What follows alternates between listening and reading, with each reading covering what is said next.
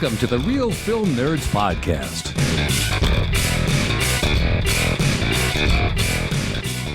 Well, hi there, boys and girls, and welcome to Real Film Nerds Podcast, episode number 309, The Spielbergs. The Fabelmans. My name is Matt, your host, no longer with a radio show. We might get into that a little bit later on.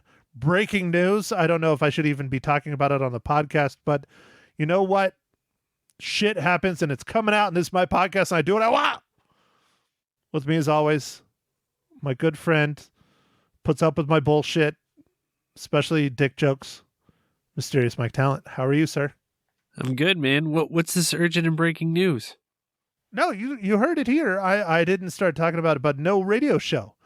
The radio show is no longer, Real Film Nerds are no longer on Magic 99.1 every Mondays with Lisa Live and Local. The show has gone bye-bye according to our host, Lisa Live. So I don't know what we're going to do because Ma Hinshaw is an integral part of this podcast. So I need to figure out a way where I can do a segment with my ma and throw it on the podcast. So I don't think I'm going to change our format, Mike, unless you really want to. I think just you and I bullshitting is probably an okay format. I mean, sometimes people listen, sometimes people don't. But I think bringing my mom in and just keeping her on her own segment with just me and her, maybe it'll help bolster the podcast. Maybe I'll just do it at the end instead of before the music and all that stuff. I don't know. It's sad. I've been doing the radio show for 5 years every Monday morning. I love it. I'm going to miss it. It's just, I think it's just a sign of the times that radio's going to shit and podcasts are taking over, especially ones that people don't listen to, like Real Film Nerds. Mike, what's your take? Wow, Matt, that was kind of like a lot of like verbal diarrhea there, man. But yeah, I definitely think everything is changing a lot. We've got the AI, the machines are taking over. Yeah, I don't know, man. It's sad though, because 5 years you're on the radio. That was fun. That was a fun segment, and now Matt, you're just gonna have to have like cookie time with Ma Hinshaw. Is that what we're gonna call Ma Hinshaw's segment on the Real Film Nerds podcast? Cookie time, and we'll talk about cookies. Yeah, I think that works. But she likes movies, so we'll call it movie cookie time. Okay, movie cookie time. All right.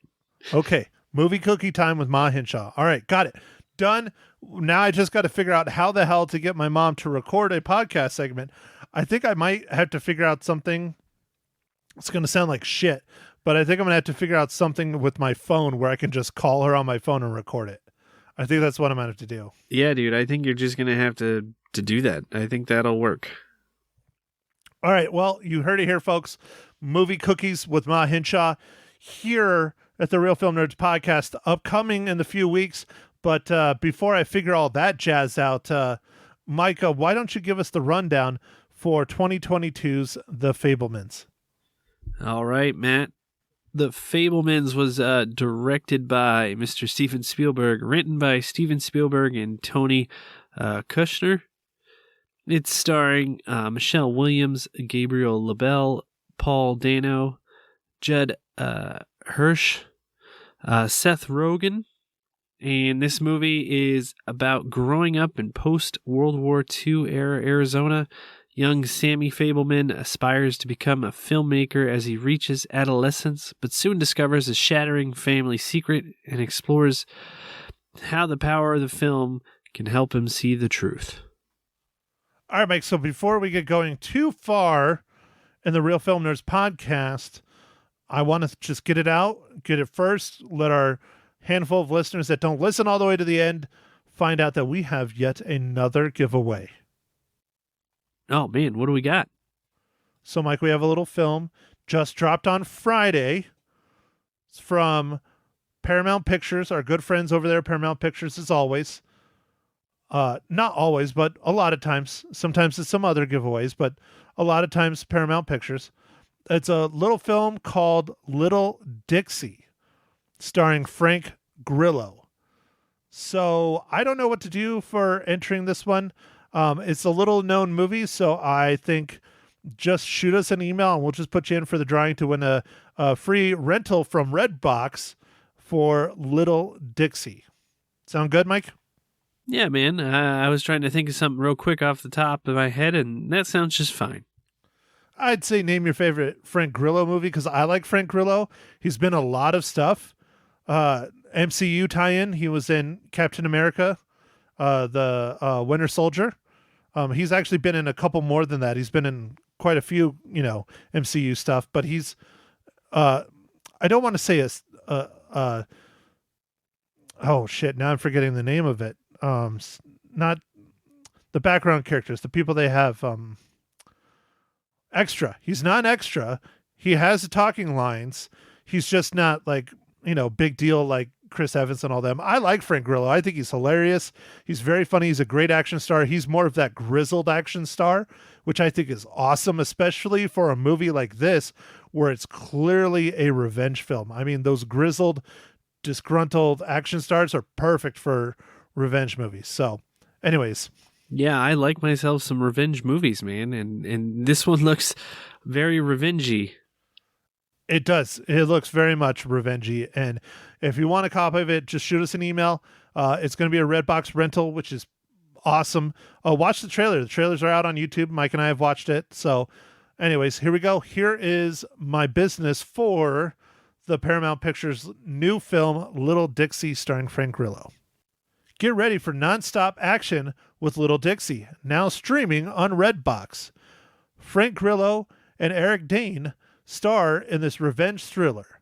An ex-Special Forces operative caught in the crosshairs of a corrupt governor and a ruthless drug lord fights to take down the cartel.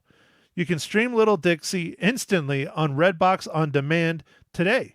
It is rated R, and again, it's from our good friends over at Paramount Pictures.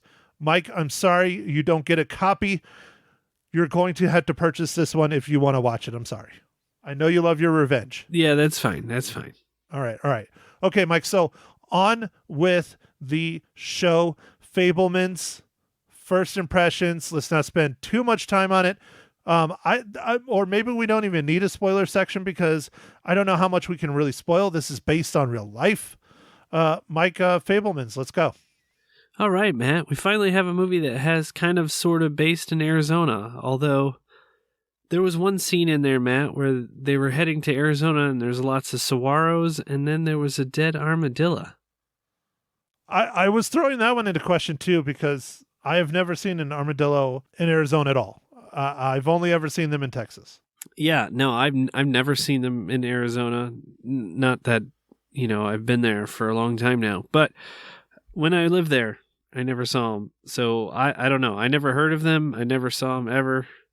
Lots of roadkill, but never armadillos. Mike, I got one for you, not to get too off topic already, but one that my girlfriend sees all the time, but I still to this day, after growing up and living in Arizona almost my entire life, is a fox. I've never seen a fox, and she said we have foxes all over the place. Dude, I've never seen a fox in Arizona. Okay, I'm glad I'm not the fucking crazy one in my relationship then. I think she's just too much of that wacky tobacco. Too much of those Marlboro Greens? Marlboro Greens. Okay, all right, back on topic, Mike, back on topic. Armadillo, saguaros, two-lane highway because this would have been the 50s, so there wouldn't have been too many interstate systems set up yet. Yeah, I don't know. It was, I like this movie. It was good. I feel like this is more back to the Steven Spielberg's roots and how he directs movies, and it's just really all about the characters and what they're going through. Mike, I too enjoyed this film quite a bit. The Fabelmans clearly is about Steven Spielberg's life growing up. It's not the Spielbergs. That's why I made that joke at the beginning. But I would say I think 90% of it is probably true to form life. Part of it is not. I enjoyed it. I mean, this is a film lover's film. It shows a young boy slowly growing and learning about his craft, and you can see at a young age how talented he already is and what he's already figuring out how to do. They present that very early on in the film with a scene where he's doing shooting, and he figured out that if you just punched holes in the film, it creates a flash. Yeah, I thought that was brilliant. That was a brilliant move because he was editing or he was rewatching the movie and he was just like, it doesn't look very good. Now, don't get me wrong. Steven Spielberg, I think, still went to film school to a degree. I'm sure he's learned from lots of people over the years. Maybe he doesn't have a full-on degree or whatever, but he was very talented, as you can tell in his own film, from the beginning. I mean, he just saw things differently than a lot of other people, and that's how super creative people are. I don't want to toot my own horn, but I see things very differently than other people that are not photographers. It's taken a level of years practicing it, a level of seeing it, going to school, and just honestly doing it. Just doing it is probably the most influential thing in my life, to see visually in that way.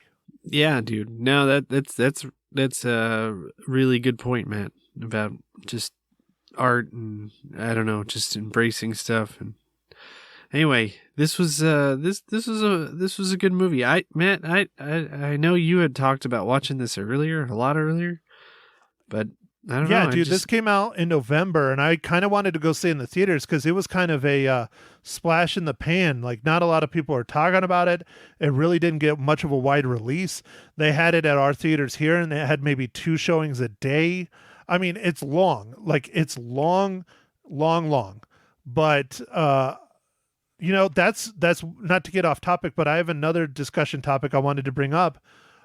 We watched this at home. I bought it outright. So we could watch it. And Mike, do you think watching something like this that's 2.5 hours long in segments is better than going and seeing it at the theater for 2.5 hours long?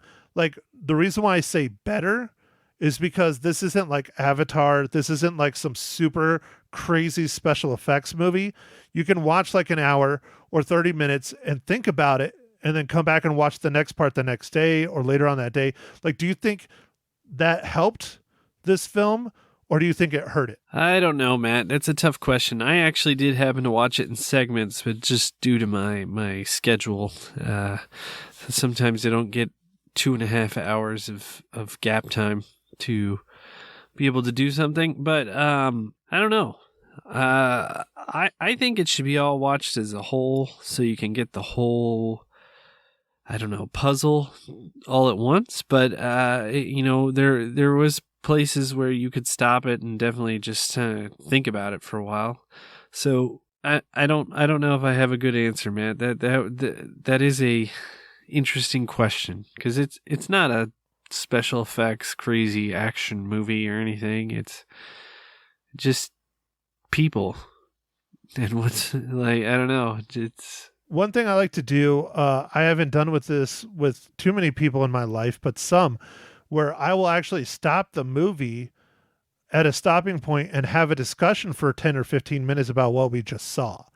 And this is one of those movies where I think I would do that if given a person I was watching with, I wanted to do that. I've done that multiple times. Sure, it's good to continue on, but if there's a stopping point. Now, Mike, I also watched this in segments, just 2 segments. I watched the first half and then I watched the second half because I had a hell of a time getting enough time this weekend as well. When I start falling asleep watching a movie, I just don't think it does any service. So I have to stop it, and I started doing that. And so I went to bed and then I finished it up the next day. I don't think it detracted from it. If it was a movie like Avatar or something like that, yes. But I also stopped it at like different parts. So like there's time changes in this movie. It's Sammy Fabelman growing up. And so if you stop when he moves from Arizona to California, which is what I did, then, it's not like you're missing a ton because it's a good stopping point, I guess. Okay. All right. Matt, before we get too far along into the movie, I guess I should ask you, what are you drinking this fine morning, evening, afternoon? Thank you so much for asking. I am drinking an Oak Creek Nut Brown Ale. Ooh, sounds delicious. Dude, you haven't had Oak Creek? No, I have. Okay, all right. Whew. All right. Whew. Just wanted to make sure. Mike, which IPA are you drinking? Hater. I'm actually not drinking an IPA. It's a Blue Point Imperial Orange. What the hell is an Imperial Orange? It's like an orange beer. It's very fruity. Is it like a Hefeweizen with lots of fruit and like notes, or is it juicy? It's more juicy. Is that hoppy? No, it's not really hoppy at all. Shit, dude, this sounds up my alley then. And it says Imperial, so that means it has a lot of liquor. Yeah, no, it's strong. It's got a kick. Okay, Mike, you already are digging for your buck of hatred. I mean, your favorite segment of the podcast, Mike. Go ahead. What is today's Papa joke? I got dad jokes. I don't think they understand, though. Gotta think I'm funny. Other people never laugh, though. Dad jokes. What is orange and sounds like a parrot? An Imperial IPA? A carrot. Folks, I apologize for that one. That's definitely one of the worst ones ever. Move along. You did that just for the beer, didn't you? I did. And I said IPA, an Imperial IPA. I meant to say the Imperial Orange, but you got my drift. I did. Okay, Mike. So the most important continuing segment of the Real Film Nerds podcast that is getting ready to celebrate its birthday next week. Mike, how does the Fabelmans relate to the Marvel Cinematic Universe?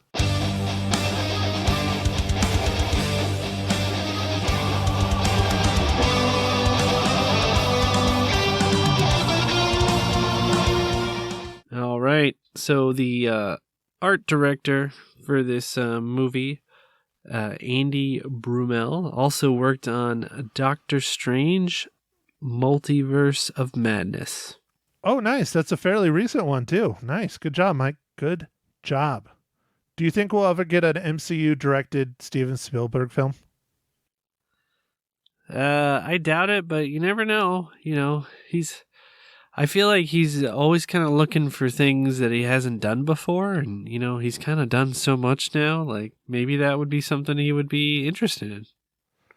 I just hope if they do, they would give him carte blanche. Because that's one thing I never, ever, ever thought we were going to see a Sam Raimi directed MCU. And we got one. Now, granted, it was a little bit of a quirky movie. It was pretty dark. But truthfully, I really, really enjoyed it, and we reviewed it here. Mike, which movie was that? That was the Spider-Man. No Way Home. Oh, dude, that was such a fucking trick question. You even said the name of the movie in the podcast. Oh, what? I'm confused. He did not direct the latest Spider-Man, even though it has his Spider-Man in it. He directed the Doctor Strange Multiverse of Madness. No, jeez. I know, that was a trick question. I'm sorry, Mike. I'm sorry. But yeah, that's why it's so dark and kind of evil and creepy. That's totally Sam Raimi, man. And I like that movie. I thought it was good. I thought it was better than the first Doctor Strange. Yeah, no, it was good. Okay, we're not here to talk about Doctor Strange, though. Mike, we're here to talk about the Fabelmans. So we're in the spoilers section, so I guess we can start spoiling it. There's not really much to spoil other than the very end, which I do want to talk about, because we were talking about photography and pictures and all that stuff earlier. I find it interesting, the last conversation that he has with, I believe, the guy's John Ford, which is a legendary director. Mike, do you realize who was John Ford? No, who was John Ford? Oh, shit. Of course, I'm drawing a blank on his name. He's a very, very famous director. I always do this. I try and be smart and cool, and then I forget because I freeze in the moment. Because I'm a freaking goober like that. Okay. It's okay, Matt. It's all right. What I'm going to bring up now, Matt, is there's a scene in the movie that I absolutely loved. See, now it just hit me when you start talking. David Lynch. Oh yeah. David Lynch played John Ford at the end of the movie, and the reason why I was going to talk about it is I love his critique on art because it has to do with just pure photography / cinematography. He asked him about the horizons. I fucking love that because that was like, photo 101. You remember back in high school? Yeah. What makes a photo interesting right off the bat? You go above or you go below what the height is when you're standing, when you're shooting. I love that lesson there. And then at the very end, when the camera... Yeah, that was a great little shout out. That was a great little nod from Steven Spielberg. I loved it. And that is a true story, by the way. That really did happen almost exactly as it was filmed and portrayed, at least according to interviews with Steven Spielberg. But yeah, I can't believe I fucking forgot David Lynch's name. I guess I just still get nervous recording the podcast. Anyways, Mike, I apologize for interrupting. Please continue your discussion. All right, man. So what I was going to say was there was a scene in this film that I absolutely loved. And it was Uncle Boris and Sammy Fabelman when his uncle was talking to him in Sammy's bedroom about art and family and how they were intertwined, but it was going to be rough on him. I thought that was an amazing scene. It was such foreshadowing for future events in his life, and I don't know, man. He could just see it. Like, it was so, I don't know, truthful, and I don't know. Adults don't usually talk to younger people like that. Oh, dude, Judge Hirsch kicked it out of the park with that. Hit it out of the park with that shit. I love that scene too because it talked to me personally. We have talked about this many times in the past. You know how you say I am not a quitter and I never quit anything, especially when it's starting to crash and burn. Well, Mike, what did I do for 20 years but chased after a career based in art? And what did it do? It eventually crashed and burned me. And at the age of 42, almost 42 years old now, I've never been married. I don't have kids. I don't have any of that shit. And I don't want to make it sound dark, but I do blame a lot of that on my choice of following my art instead of following my heart. How's that? Oh, yeah. There you go, dude. Nice. Well, I know that sounds kind of fucked up, but it's kind of true. I mean, I gave up so much to just keep taking pictures, and now I'm in a career where I can have all those things financially, and I'm too old. So, done. Well, you had a good run, Matt. I did. I'm ready to retire, Mike. So, but yeah, I absolutely loved that scene with Judd Hirsch. And that's not the first movie I've watched this year. Or, okay, it is this year because it's 2023 now. But I watched a couple films at the Prescott Film Festival with him in it. And I love that he does so much work. He's very good. Yeah, I don't know. I really like that scene a lot. Another scene that was interesting to me, and I still don't really know what exactly happened, but I think that's probably why it's interesting, is after the high school ditch day video or movie, the one I don't even know his name. I guess athletic jock guy that's like he made look like a hero. Was it like Trevor? Yeah, that might have been it, Trevor.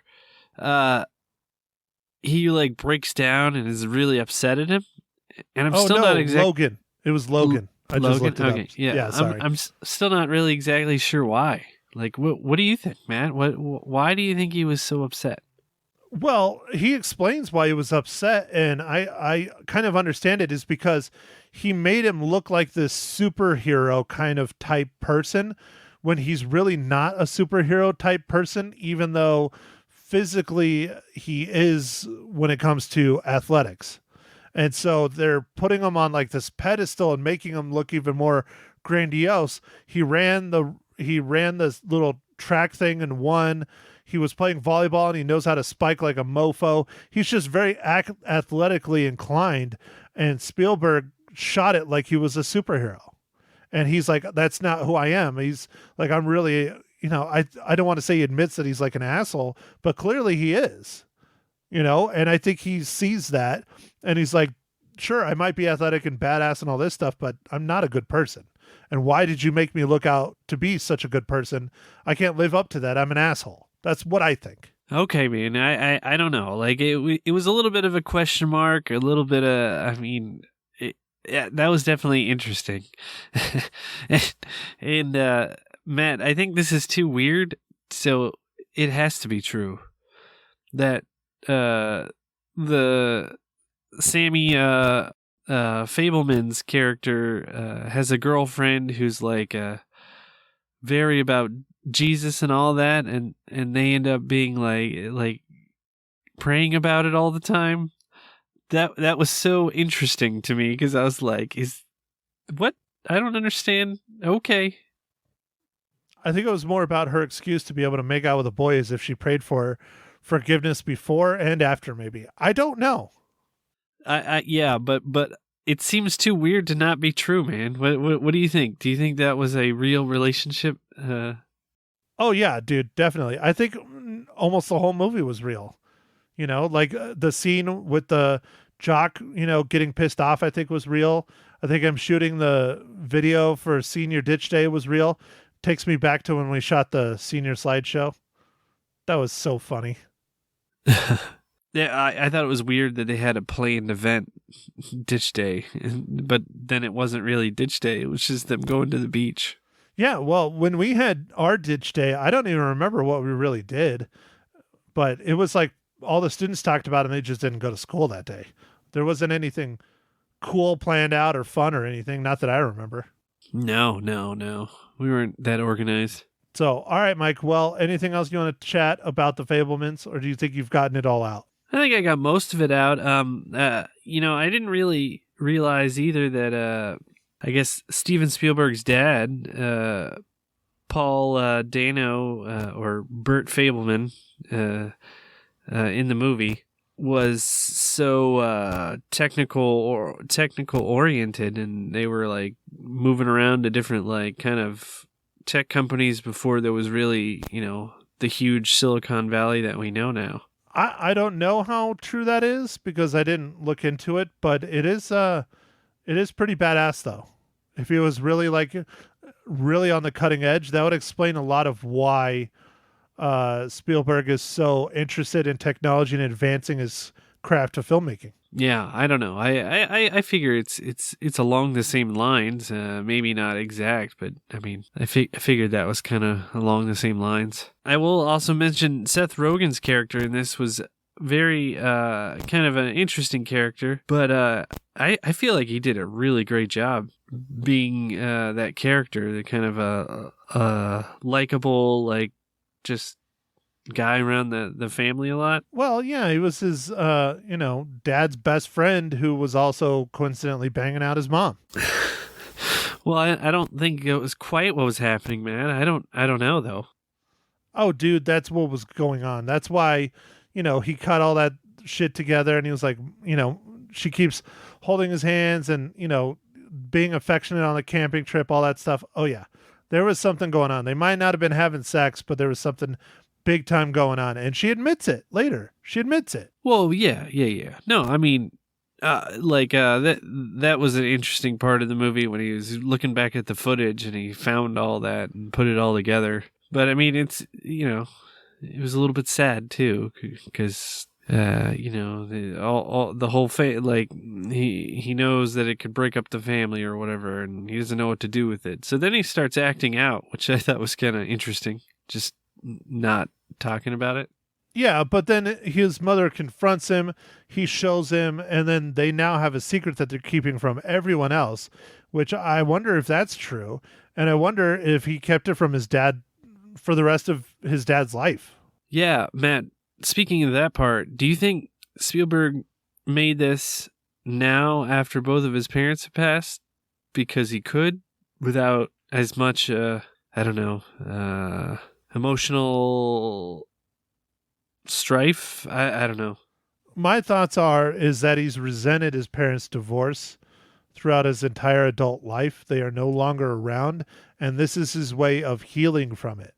But that's just my thoughts. Okay. Yeah, I didn't know. I think I read on something on the IMDb's that said, Spielberg had wanted to make this movie for a long time, and they finally got a chance to sit down and write it during the pandemic, and that's what they did. But I don't know. I feel like there's a little bit more to that. Oh, yeah, I'm sure. I'm sure there's a little bit more to it. I don't know how there couldn't be. It's so inspired by his life, It's very, very personal. It's a very personal film. Let's see. I think that's about it, man. I think that's... I like the filming inside the filming. I thought that was well done. Okay. The filming inside the filming. Yeah. So when Sammy Fabelman's character's filming the movies, and then, you got the real movie. Oh, yeah, man. It's just showing Spielberg's process, man, and how he grew to be the director that he is today. Yeah, I really like the soldiers when they had to move from one take to the next, like real quick, to make it look like there were more bodies. I thought that was very funny. Oh yeah, dude, that was awesome. That was great. But okay, all right, Mike, we're gonna just move on because you're old and you need to go to bed. Okay, yep. Moving on, Matt. Moving on. Mike, how many reels do you give the Fabelmans? I'm gonna give the Fabelmans 4.5 reels out of 5. Wow, dude, you really like this movie. I did like it, dude. Well, Mike, I enjoyed it quite a bit, but I don't think it's Spielberg's peak. I think it's up there though. But I give it 4 out of 5 reels. Okay, all right. That's cool, man. That's cool. Okay, all right, Mike. So for next week, it's your pick. We discussed a couple different movies. We had some plans before the radio show went kaput out of nowhere. Mike, did you decide what movie we're going to be chatting about in Real Film Nerds episode number 310? Yeah, Matt. So we were kind of talking about watching the movie 80 for Brady, but with the radio stuff going away and figuring out how we're going to include Ma Hinshaw and Cookie Time into the podcast, I think we should watch the new M. Night Shyamalan movie, Knock at the Cabin, which dethroned Avatar: Way of the Water as the #1 box office movie this last weekend. So, wow. All right, Mike, M. Night Shyamalan ding dong. Yep. Let's see what kind of twists. How many twists, Matt? I'm just going to go out there and say 5. Wow, dude, that's a lot of twists. You're betting the farm on how many twists. I'm going to go low then. I'm going to go with 1. 1 twist. That's so normal, Shyamalan. We'll see, man. We'll see. I like that Dave Bautista has a big role in it, and it's a serious role. So we'll see how that goes then. Yeah. I don't know. It could be terrible, Matt. So hopefully I'm not dragging you to go to something that's going to be terrible. Well, we'll find out, Mike, next week for Real Film Nerds podcast number 310. Knock at the Cabin. Let's do it. All right, dude. Let's do it. I guess with that, Matt, let's see, just remind the listeners of the giveaway. Just go ahead and email Matt or Mike at the Real Film Nerds and about just the giveaway, and the movie's Little Dixie, and there's no questions or trivia or anything. You can just email us, and then we'll put your name in the hat. In a hat. Okay, so now I got to buy a hat. Got it. Now you got to buy a hat. I think that's all the stuff left, right, man? We wrapping this thing up? Sure, Mike. Sounds good to me. Okay. All right. Well, thanks for listening, everybody. Make sure to follow us on the socials, Twitter, Instagram, Facebook, and go out there and watch a movie at the theater, or I guess stream it if you have to. And yeah, we'll catch you in the next pod. Thanks for listening, everybody. Thank you for listening to The Real Film Nerds. Now, don't forget to follow us on Facebook, Twitter, and Instagram at Real Film Nerds. Now, go out and catch a movie.